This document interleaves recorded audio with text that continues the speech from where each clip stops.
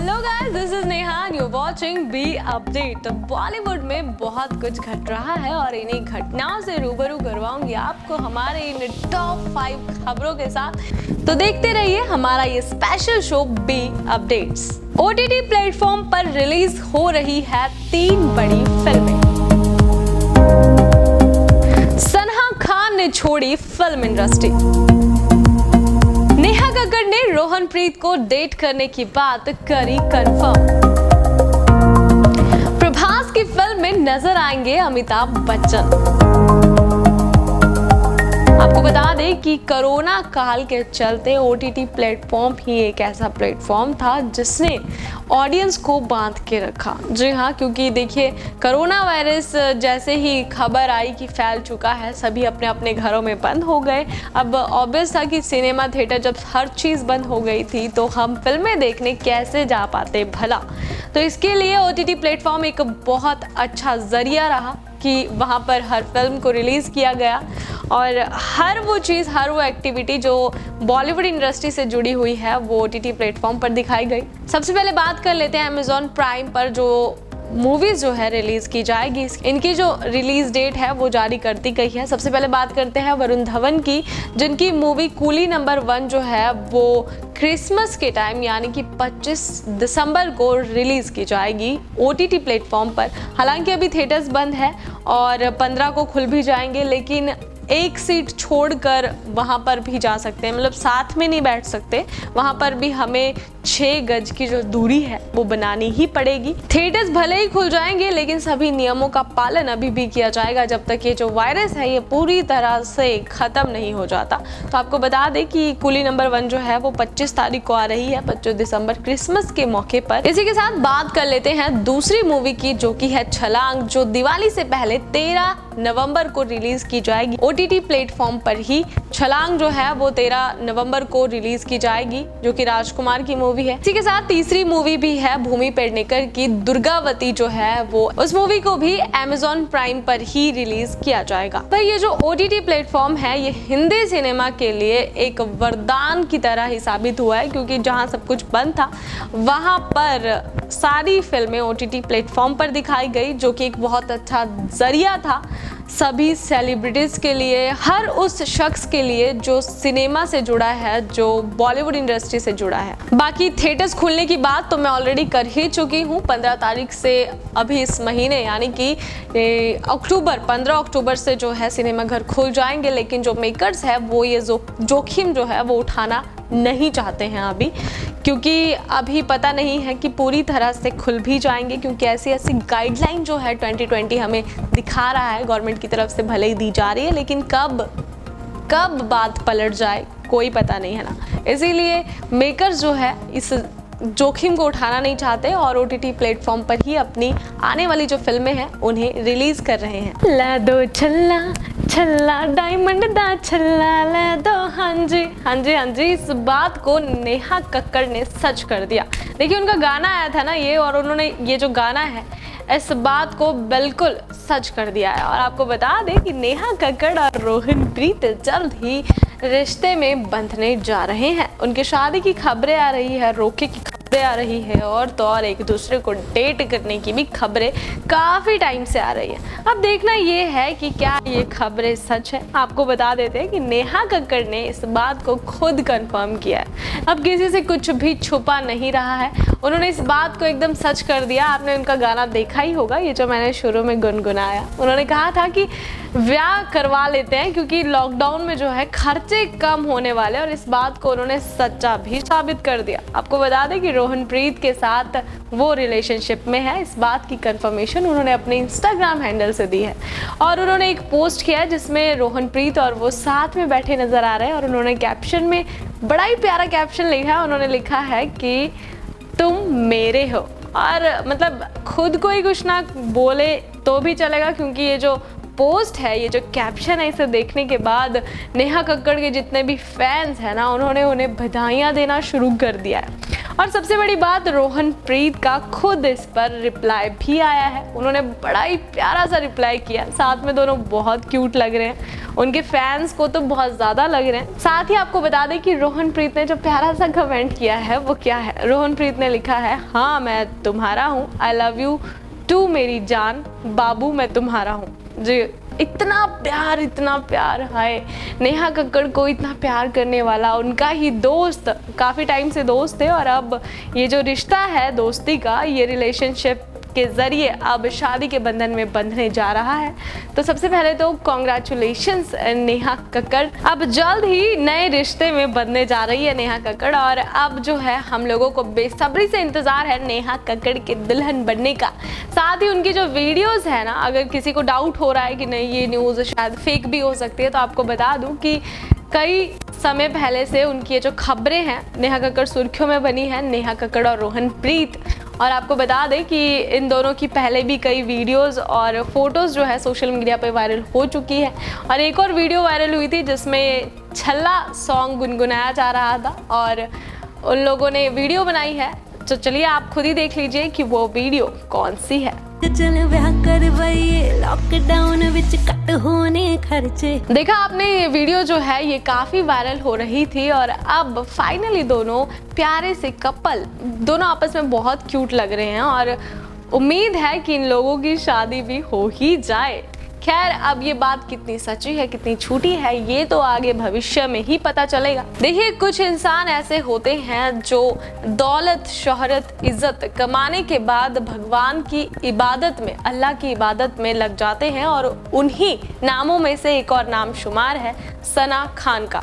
उन्होंने अपने social media handle से इस बात का खुलासा किया है और एक लंबा चौड़ा चिट्ठा लिखकर अपने फैंस को इस बात की जानकारी दी है। बताया है कि वो 2 सवालों को काफ़ी समय से तलाश रही है। उनका कहना है कि मरने के बाद इंसान का क्या होता है और इतना दौलत, शोहरत, इज्जत कमाने के बाद मेरे मन में ये सवाल उठता है कि भगवान भी कुछ है।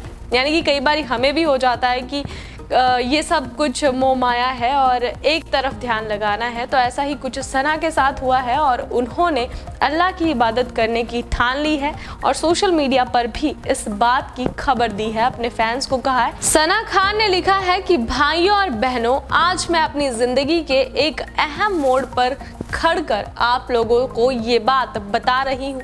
उन्होंने कहा है कि ये दौलत, शोहरत, इज्जत मैंने इंडस्ट्री में बहुत कमाई और आप लोगों का बेहद प्यार भी मिला, उसकी मैं शुक्रगुजार हूँ। साथ ही उन्होंने ये भी लिखा कि काफ़ी समय से मैं इस बात का आंसर जो है वो खोज रही थी, यानी कि एक सवाल उनके जहन में है जिसका जवाब उन्हें नहीं मिल रहा और अब फाइनली उन्हें इसका जवाब जो है वो मिल। सना कहती है कि क्या इंसान के इस दुनिया में आने का मकसद सिर्फ ये है कि वो सिर्फ दौलत, शोहरत, इज्जत कमाए, उसके सिवा क्या उसकी जिंदगी में कुछ भी और मायने नहीं रखता?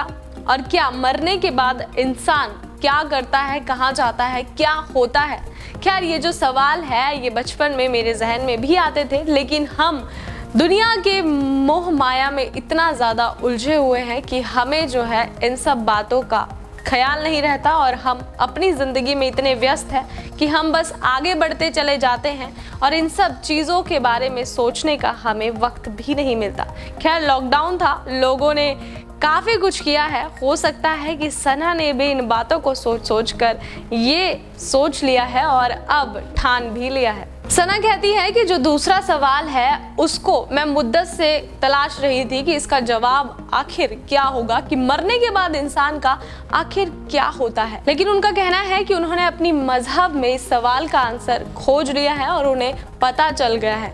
वो कहती है कि असल में मरने के बाद ही जिंदगी की जो शुरुआत है, हमारी ज़िंदगी का जीने का जो सलीका है, वो मरने के बाद ही सब शुरू होता है। खैर, ये बहुत बड़ी और गहरी बातें हैं जो हम और आप लोगों की समझ में थोड़ा कम ही आएगी, लेकिन अच्छी बात है सना खान ने अपनी ज़िंदगी में एक अलग मोड़ पे लाकर अपनी ज़िंदगी खड़ी करी है और इन सब बातों को तलाशने की कोशिश भी करी है, अपने आप में ही बहुत बड़ी बात है। आपको बता दें कि सना जो है अब अपने मजहब को अपना चुकी है। अब देखना ये है कि सना अपने आने वाली ज़िंदगी में ऐसा क्या करती है अपनी ज़िंदगी को बेहतर बनाने के लिए। आप लोग समझ ही गए होंगे कि किसकी बात कर रही हूँ। जी, बात कर रहे हैं जसलीन की और अनूप जलोटा की। जी हाँ, जो कि भजन गायक है, गाने गाते हैं, भजन कीर्तन करते हैं और अब भाई वो लोग शादी कर रहे हैं।